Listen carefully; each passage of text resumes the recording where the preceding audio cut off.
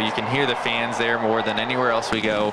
You have that stadium feel, and after 500 laps, you're pretty much shot. Ask any driver, young or old, and he'll agree that the short distance and the high banks at Bristol are a challenge unlike any other they face in NASCAR. You get spinning around that place like you're in a salad bowl, and all of a sudden they say pit. Do I pit off turn 2 or do I pit off turn 4? When you find yourself seconds away from people on other tracks, it's milliseconds at the world's fastest half mile. You're not going to get far away from anybody. You're always going to be leaning on somebody, and you're always going to be looking for inches, not feet, when there's a hole. That kind of racing is draining for the best drivers. But imagine what it's like the first time you take it on. I ran like 3 laps, and I came in, and I was huffing and puffing. I said, and I think it was like a 200-lap race, and I was like, there's no way I'm going to be able to finish 200 laps around this place. Not only do they have to get through it mentally and physically, some drivers have had to adjust to track changes as well.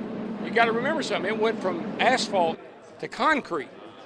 And everybody said, well, that'll end ODW's streak. You don't have to worry about him winning there anymore. We won the first race on concrete in 1992. It's a blast to drive around there, to work the bottom, work the top. It is pretty bumpy. It's gotten bumpier since the concreting. If you don't get through the bump in turn 1, it's all over with. With the challenges and the changes, race car drivers must just be gluttons for punishment, because every year they can't wait to come back and try it again. There is no racetrack like Bristol. I wish this sport had 5 Bristols all across the country. That half mile, beating and banging, action at all times on a racetrack, from the drop of the green flag to the checkered flag. There's no better product that we can showcase for our fans than a track like Bristol.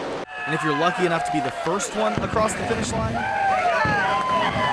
there's no cooler moment than being able to drive that car up the hill there to victory lane on top of the building. That's a pretty cool feeling. That's a really cool feeling. Whether it's winning it for the first time like Logano did last summer, or becoming a multi-time champion like Carl Edwards accomplished last spring, the feeling of conquering the last great Coliseum is one that lasts forever. For News Channel 11 Sports, I'm Jake Young.